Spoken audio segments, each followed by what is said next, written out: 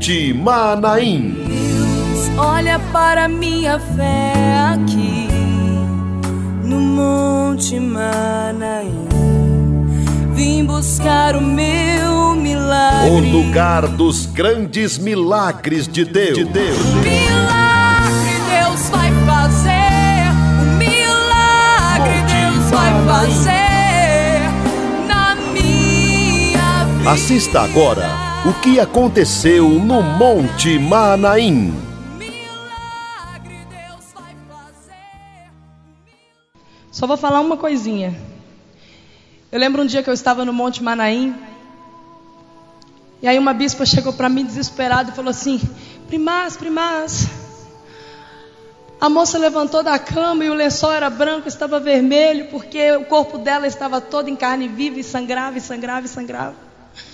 Mas quando ela levantou, o corpo dela já não sangrava mais, mas o sangue estava ali. E aí eu conheci a Vitória. E a Vitória agora é lá de São Paulo, está comigo lá, né, Vitória? É uma bênção, vai ser uma grande missionária. Entregou a vida dela no altar e tem se destacado como líder. E nós vamos conhecer a história da Vitória. Prepara. Se você tiver um lencinho, prepara, porque é muito emocionante. Vitória, conta pra gente como era a sua vida. A todos, boa tarde. Tudo bem com vocês? Graças a Deus.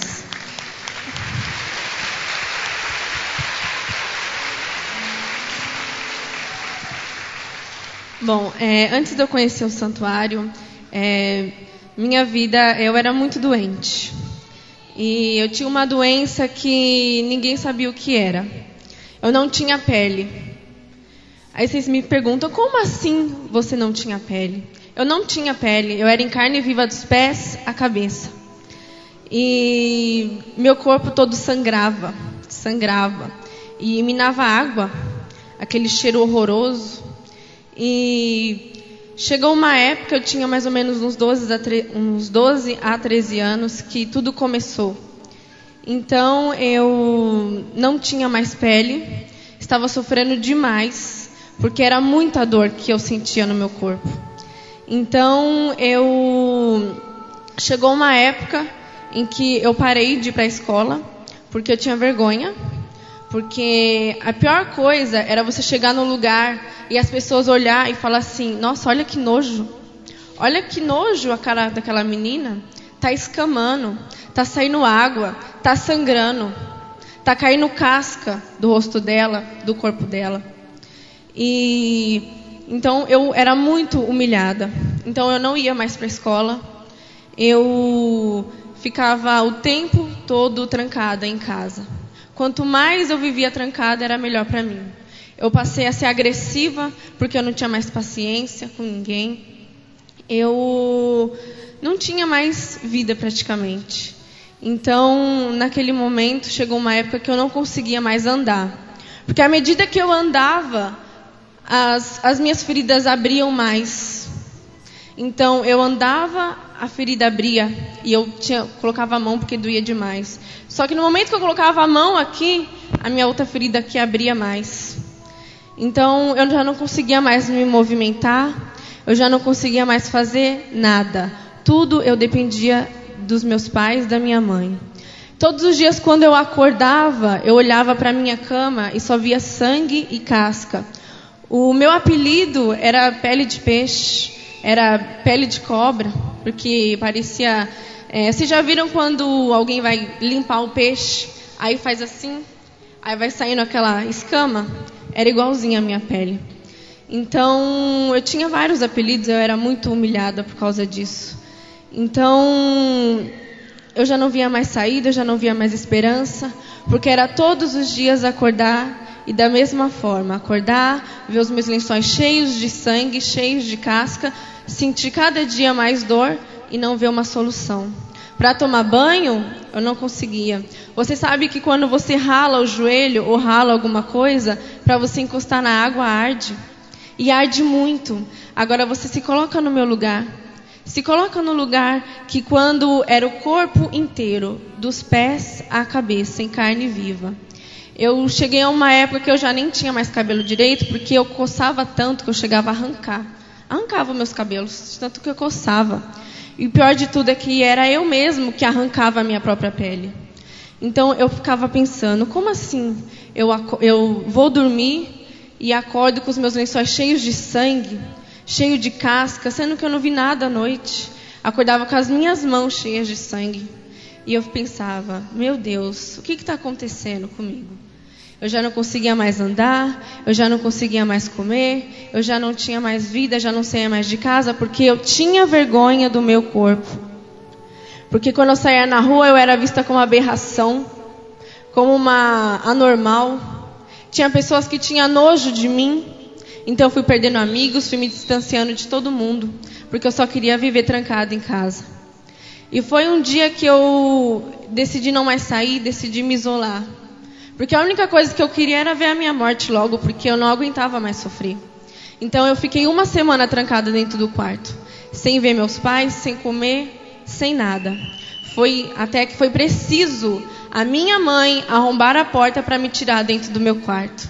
E me tirando dentro do quarto, ela me levou para o hospital. E chegando lá, eu pensei, os médicos vão pelo menos aliviar a minha dor. A dor que eu sentia. Porque eu já não conseguia mais andar, não conseguia me movimentar sem sentir dor. Então, chegando lá, eu pensei, pelo menos os médicos vão aliviar a minha dor.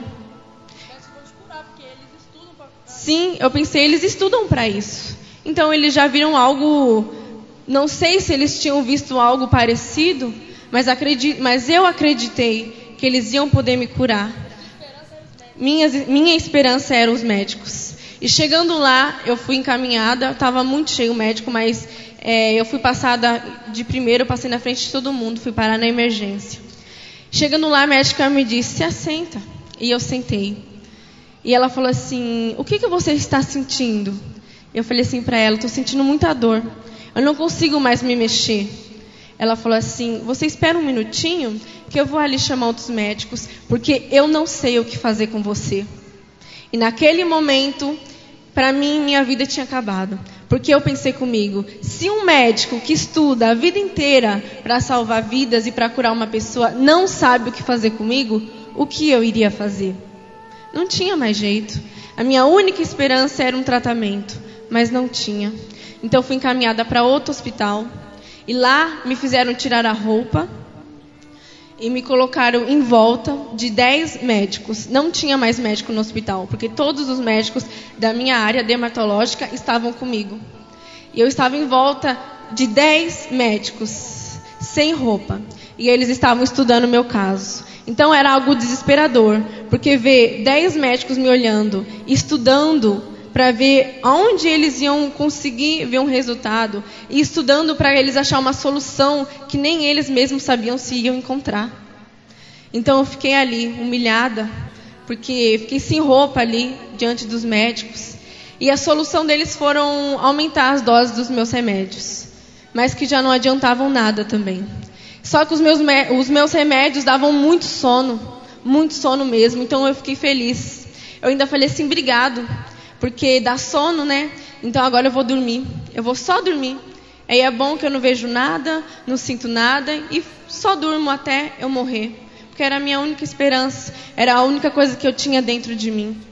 Então, quando eu cheguei em casa depois, cheguei pior do que eu fui, porque eu fui desenganada pelos médicos.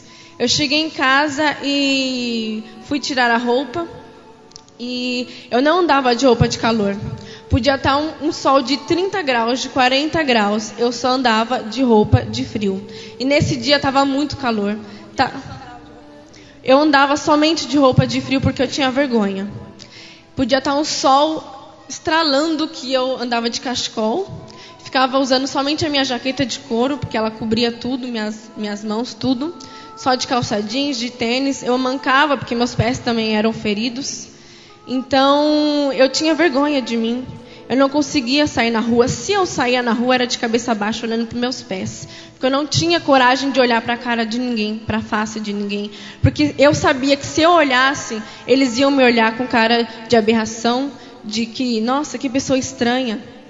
Então, nesse dia eu cheguei em casa com muita febre, porque eu colocava na minha cabeça que estava frio. Podia estar o sol que for, eu colocava na minha cabeça que estava frio, para eu sentir frio e poder colocar uma roupa de frio. Que só assim eu podia cobrir os meus machucados. E mesmo assim eu não conseguia cobrir tudo. Não conseguia. Então eu cheguei em casa nesse dia com muita febre, muito doente mesmo. E minha mãe me ajudou a tirar a roupa, porque minha mãe passou a dormir comigo, porque ela tinha que segurar as minhas mãos de noite para mim não arrancar a minha pele. Então minha mãe passou a dormir comigo. E nesse dia eu lembro que eu cheguei em casa, minha mãe me ajudou a tirar a roupa, porque eu também já não conseguia mais me movimentar.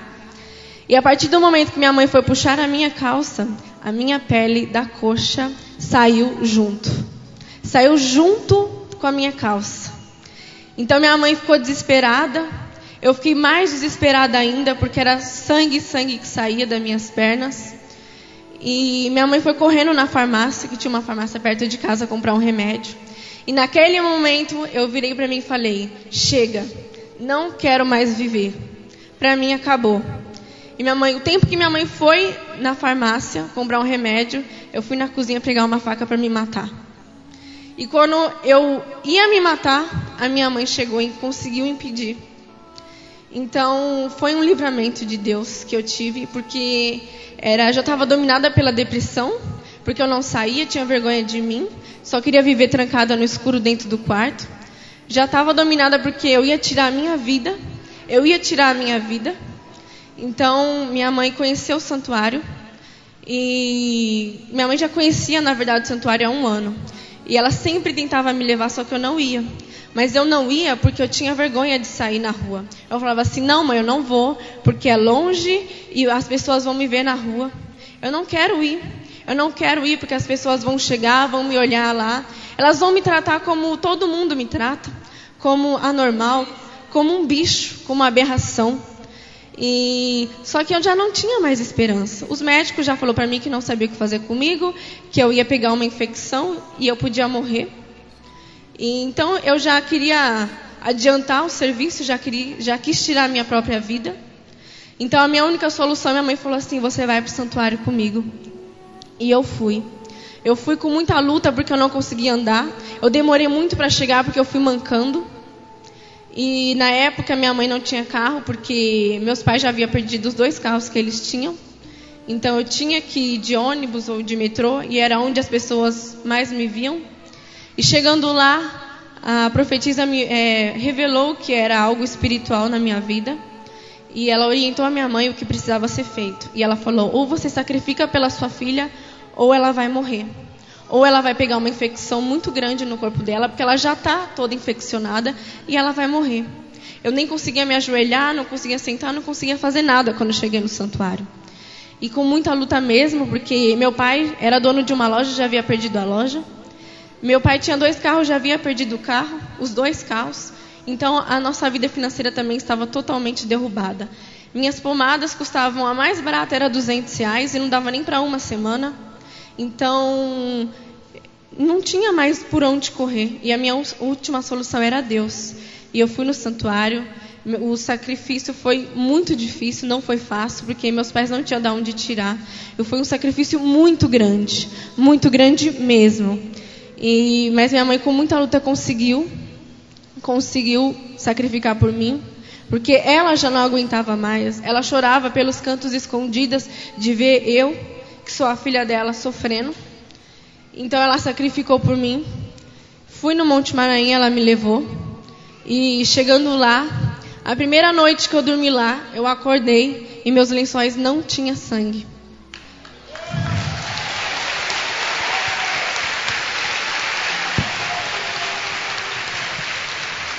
A primeira vez que eu dormi lá, eu acordei e os meus lençóis não tinham sangue.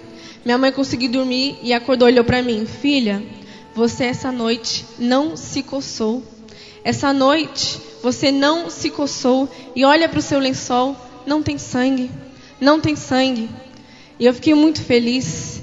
E eu não vi a hora de chegar o momento que eu ia dar os 7 mergulhos, porque eu pensava, aqui está minha última esperança. Se aqui eu não fosse curada, para mim já deu. Então eu recebi os 7 mergulhos. E eu era muito vermelha, porque eu não tinha a primeira pele, né? Eu era em carne viva, então eu era muito vermelha, parecia um pimentão. E quando eu saí do Rio Sagrado, eu saí branquinha.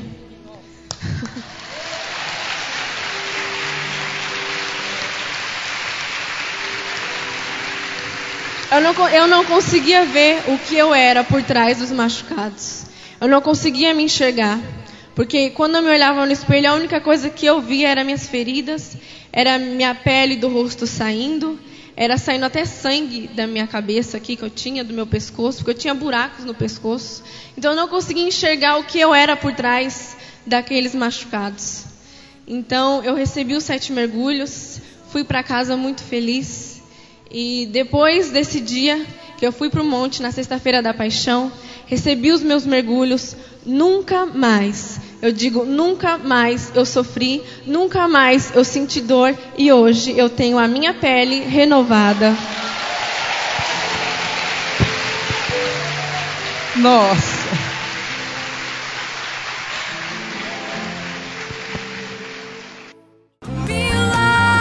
Monte Manaim, o lugar dos grandes milagres de Deus.